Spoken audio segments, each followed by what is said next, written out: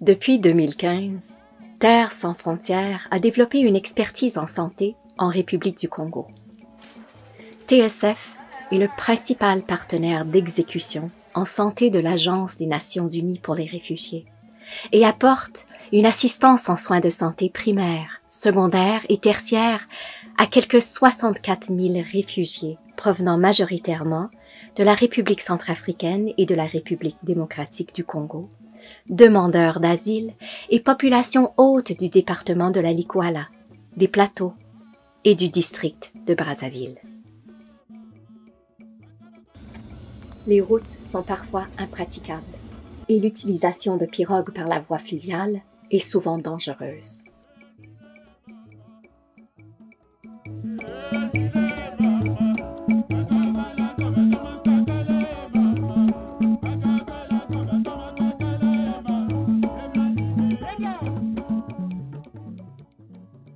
Je suis le major Salabanzi Baudouin.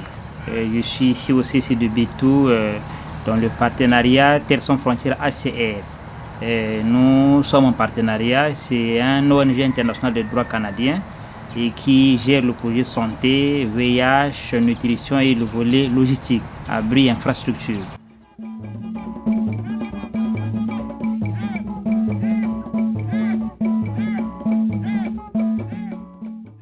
Par mois, on fait 150 au maximum d'accouchements, au minimum 130 accouchements par mois. Maintenant, à la CPN, on reçoit 400 femmes par mois. Par mois, on reçoit 400 femmes. Il y a les peuples autochtones, il y a les réfugiés, il y a la population locale. Concernant les accouchements à domicile et la distance, donc la population, à Bétou, on a seulement un centre de santé, le CSU de Bétou, par rapport aux distances. Donc, il y a des accouchements à domicile par rapport aux distances. Donc, et puis, les femmes qui viennent avec des déchirures du col, des déchirures périnéales, des déchirures des parties molles. Et puis, ça cause problème, des hémorragies. Par rapport au cas de dystocie qu'on reçoit, il y a des dystocies qu'on ne peut pas gérer ici. Il faut référer dans les centres mieux appropriés. Donc dans le centre mieux approprié, il y a le fondo. S'il y a ici, ça, comme les grossesses abdominales, si ici on ne peut pas, on réfère à une fondo. Mais les autres, on gère ici puisqu'on a des chirurgiens, on a des médecins, on a un anesthésiste. La maternité. Un service sensible, très très sensible, et puis il y a des difficultés à la maternité. Nous recevons des femmes enceintes qui viennent à la maternité et sans que la femme n'a fait aucun contact prénatal. La femme n'a pas été suivie, les douleurs d'accouchement arrivent à l'hôpital. Et c'est une dame qui arrive à une dilatation avancée, prête à accoucher, où elle n'a pas de documents. Elle vient bras ballon, pas de documents. Vous ne connaissez pas la tension artérielle de la dame, vous ne connaissez pas le groupe sanguin, et c'est des cas difficiles. Et également, il y a des dames qui veulent accoucher à domicile, des accouchements à domicile. Et je dis que bon, à l'hôpital, arrivé la distance, je suis habitué à accoucher à domicile. Elle va commencer un accouchement à domicile et dès qu'il y a complication, il arrive vite. Et quelquefois, le cours de chemin, le nouveau-né n'a pas été bien protégé. Le nouveau-né va décéder au cours de chemin. C'est la dame qui arrive à la maternité et on fait un effort pour sauver la dame. L'enfant, on ne va pas le perdre. Et on a vu quelques cas également où il y a eu décès maternel. La dame accouche à domicile. L'accouchement est difficile, les parents ou la mère va faire des expressions pour sortir l'enfant et après c'est une hémorragie qui déclenche depuis la maison. La famille se panique, ils ne font plus rien, ils mettent la personne dans une pousse, une brouette, une moto, n'importe quel moment, on la met à l'hôpital et qu'au c'est encore en dépôt. Donc la dame décède sur le chemin avant d'arriver à l'hôpital. Ou la dame peut arriver à l'hôpital encore vivante, le temps de chercher le groupage sanguin, le temps de chercher, les minutes qui suivent, la femme peut mourir. Donc la maternité, c'est la difficulté. Et c'est le nombre également des dames qui arrivent. L'aire de santé n'a qu'un seul centre, n'est que le CC de Bétou. Il y a pas un hôpital aux alentours. Donc le rayon est vraiment très vaste. Les dames qui quittent à 40 km, à 55 km, qui ne viennent qu'à Bétou. Donc le temps que la douleur d'accouchement commence à 55 km, le parcours qu'elle fait pour arriver, quelquefois il y a beaucoup de chemin, il y a une souffrance fétale, l'enfant est décédé en intra-utérine et quelquefois on fait une césarienne de sauvetage, de sortir le mieux, donc le nouveau-né décédé déjà, pour sauver la mère. Donc la maternité a des difficultés dans ce sens-là. Et pour les dames qui sont bien suivies, il n'y a pas assez de soucis. La dame est suivie, on connaît que la dame l'a accouché par césarienne, on fait des césariennes programmées. D'autres, quand c'est que oui, le bassin est libre, il n'y a pas un problème, ils suivent. Mais c'est ceux qui ne sont pas suivis qui nous posent des problèmes à la maternité.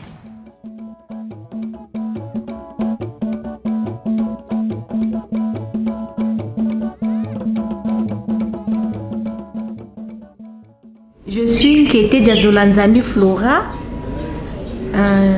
Je suis nutritionniste, diététicienne de formation et je travaille chez Terre Sans Frontières en tant que coordonnatrice de distribution.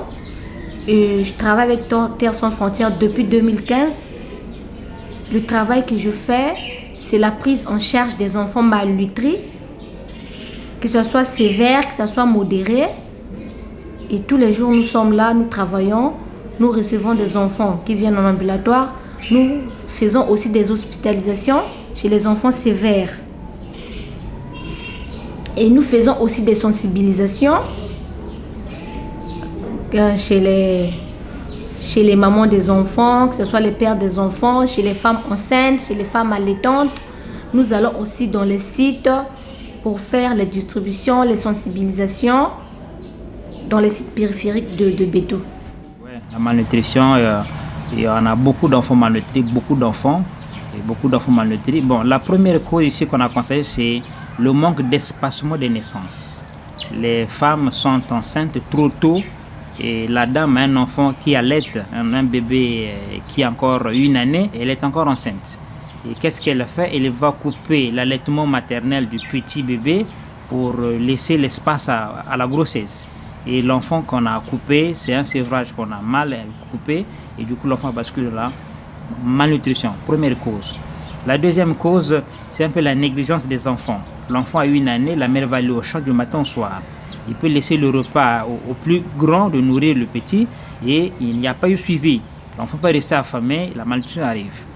Une autre cause qui également entraîne cette malnutrition, c'est les mères qui ne suivent pas le calendrier vaccinal. Et la rougeole, quand il prend un enfant qui n'a pas été vacciné, et les conséquences, c'est la malnutrition. Nous disons vraiment la rougeole, c'est le boulevard de la malnutrition. Un enfant qui fait la rougeole, un enfant qui fait une tuberculose, du coup, il bascule vraiment à la malnutrition. Donc, ces maladies chroniques également, les maladies épidémiologiques, frappent les enfants qui finissent faire la malnutrition.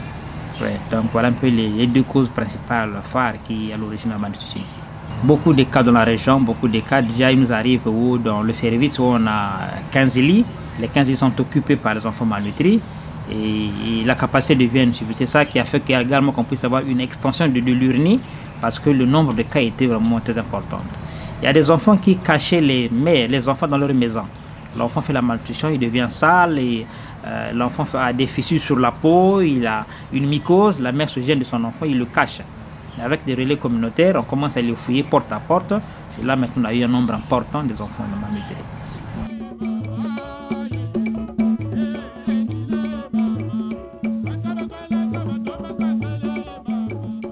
Les relais communautaires. Donc, Terre Sans Frontières avait recruté beaucoup de relais communautaires qu'il a déployés sur place ici à Bétou, dans les pots de santé où il y a des réfugiés. Nous sommes à Ipengwe, il y a des réfugiés, à Mungung, il y a un site, à Moalé, à Tanré, à Lopola, à Lombo, à Tingama, tous ces villages. Donc ces relais nous aident pour faire la liaison entre la communauté et le centre de santé, et aussi entre la communauté et le bureau. Il y a ces situations qui peuvent se passer dans une localité, dans un quartier, dans une maison, que les parents peuvent sembler négligés, mais le relais nous informe à temps partiel. Et on a des cas de maladie, un enfant qui est malade, et les parents ont fait une automédication à leur niveau. Les situations complexes, c'est le relais souvent qui nous aide pour amener ces cas. Et également, il y a aussi un secteur où il y a quelques cas qui se produisent, des cas de violence, des viols sexuels qui se passent. Et souvent, il y a certains parents qui se gênent de dénoncer ce problème. Et les relais nous permettent de faire le suivi. Et dès qu'on a l'information, À la minute qui suit, on doit tout faire pour prendre l'action, la prise en charge médicale, la prise en charge psychologique, sociale, la réinsertion. On fait un effort pour le faire.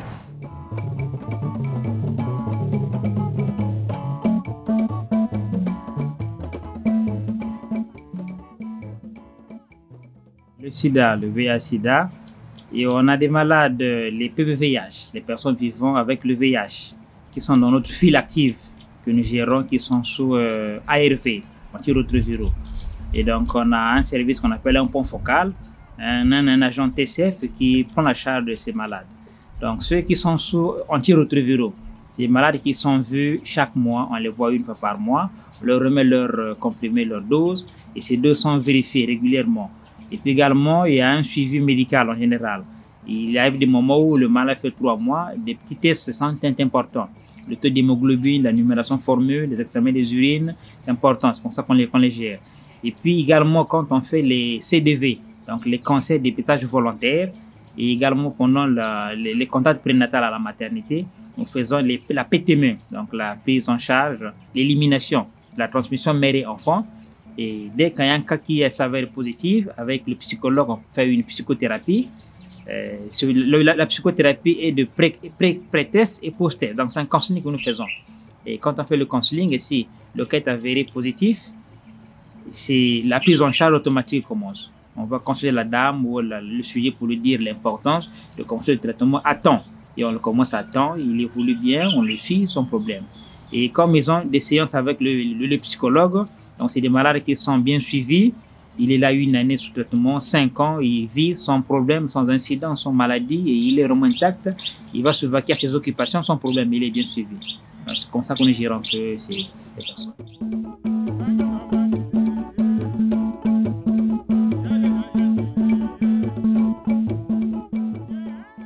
TSF compte déjà sur l'appui et l'engagement de son réseau de coopérants volontaires, Professionnels sans frontières au Canada, ainsi que du Centre universitaire de santé McGill.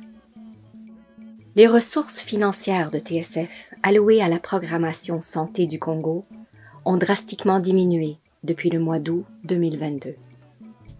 La guerre en Ukraine et la crise humanitaire qu'elle a engendrée en Europe de l'Est captent depuis le mois de février 2022 une grande partie de l'aide humanitaire destinée à l'Afrique. Comme le HCR et l'OMS sont les principaux bailleurs de fonds qui agissent dans le domaine de la santé auprès des réfugiés, déplacés et populations locales éloignées au Congo, la réduction importante de leur budget aura un impact drastique sur l'état de santé des plus vulnérables, en particulier les femmes et les enfants.